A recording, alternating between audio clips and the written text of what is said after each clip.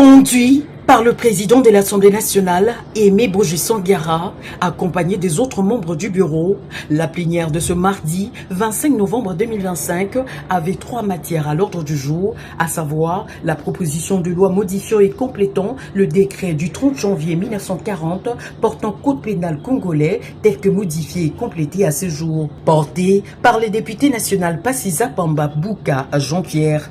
Dans son exposé des motifs, l'initiateur de la proposition de loi a, dans sa prise de parole, démontré aux élus du peuple comment la corruption s'élève à nos jours comme l'une des causes de la pauvreté et du sous-développement. On sait qu'elle prive d'importantes couches de la population de leurs moyens de survie. Elle se caractérise par la confiscation par des individus des ressources destinées à la satisfaction de l'intérêt général.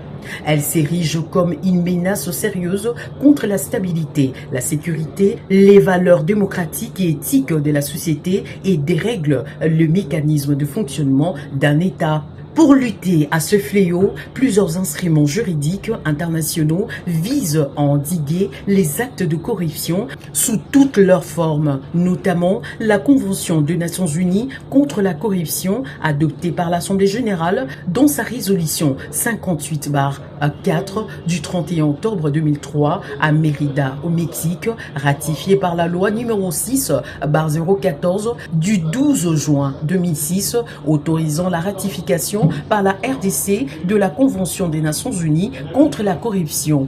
Ainsi, les modifications portées par l'article 24 ont introduit la prescriptibilité de l'action publique du fait de la corruption et de faits assimilés, ainsi que les articles 145, 146, 147, 148, 149 et 150 du Code pénal congolais, qui définissent et répriment l'infraction de corruption et de faits assimilés. S'agissant de la proposition de loi de l'honorable Mandefo Mouela Meshak, modifiant et complétant la loi numéro 16/011 du 15 juillet 2016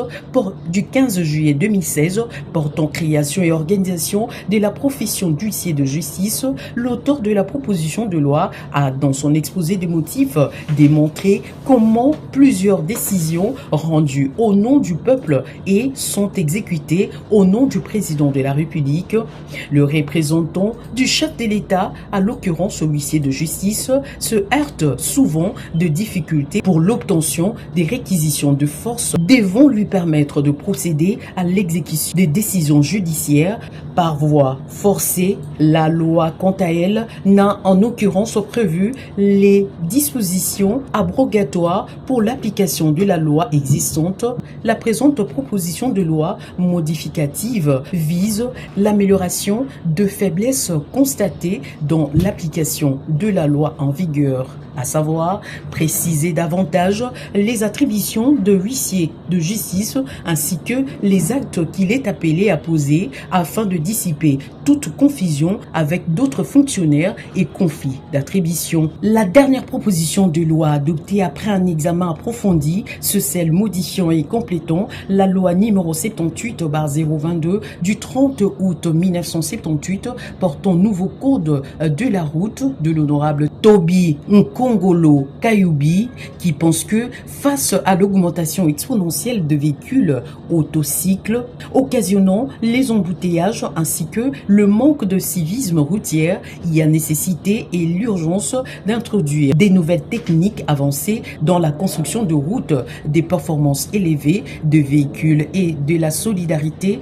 internationale, la mise en application d'une réglementation nationale en vertu de la Convention de Vienne sur la circulation routière ayant abouti à l'élaboration à l'échelle du mondial de la signalisation internationale. L'introduction de nombreuses dispositions réservées aux piétons, aux infirmes et aux cyclistes et cyclomotoristes. Pour ce faire, lors du débat général présidé par le premier vice-président de l'Assemblée nationale, le professeur Isaac Jean-Claude Tshilombaye Moussaou, les députés nationaux Boris Mboukou félicitent les auteurs de 3 propositions de loi pour le travail abattu, tout en suggérant pour la proposition de loi de l'honorable Passiza Pamba le remplacement du terme servitude pénale par emprisonnement. Dans les autres interventions, Parmi tant d'autres figures, celle de l'honorable Gary Sakata qui s'oppose à ce que le huissier de justice ne puisse pas porter la robe des avocats. Les initiateurs des différentes propositions de loi ont tour à tour remercié le bureau de l'Assemblée nationale pour leur avoir accordé ce cadre de change et promettent de prendre en compte toutes les recommandations pour enrichir le texte. Signalons que les députés nationaux ont, après un débat houleux, voté la recevabilité de ces 3 propositions de loi qui sont envoyées au niveau des différentes commissions pour un examen approfondi. A eu lieu autour des 3 propositions. En ce qui me concerne, c'est la loi numéro 16/19 du 16 juillet 2016, la loi qui organise les huissiers de justice. Cette loi a fait l'objet de modifications. Nous avions déposé la modification. Cette modification portait sur 5 axes qui... Devant le député, nous avions présenté l'essentiel parce que les huissiers de justice aujourd'hui, comme officier public, il a droit à la protection.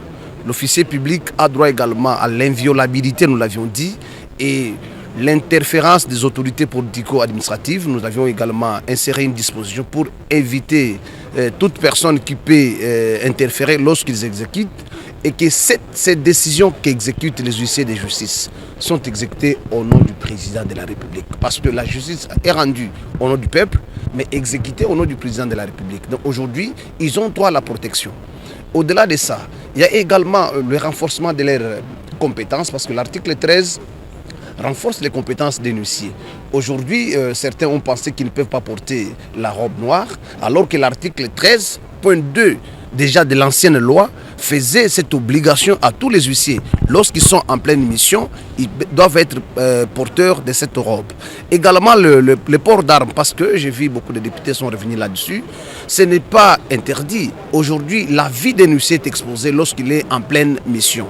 Il faudrait que l'État puisse les garantir également une bonne protection, parce que nous avons droit de légiférer dans un domaine et que la loi ou soit l'ordonnance de 85 qui organisait les ports d'armes en République démocratique du Congo donne aussi la possibilité. Et aujourd'hui, en codifiant, je pense que ce sera une bonne possibilité qu'on donnerait à ces corps d'huissiers d'être aussi protégés lorsqu'ils sont victimes de pratiques contraires à la volonté de la loi. Donc, c'est autour de toutes ces questions ici que les députés ont apporté leur contribution. Certains ont estimé qu'il faut changer la formulation et nous avions dit, à part ce que l'on a donné ici, nous irons à la PAJ où on aura également un débat pour enrichir cette proposition de loi qui a été déclarée recevable ce jour par l'Assemblée plénière. Merci.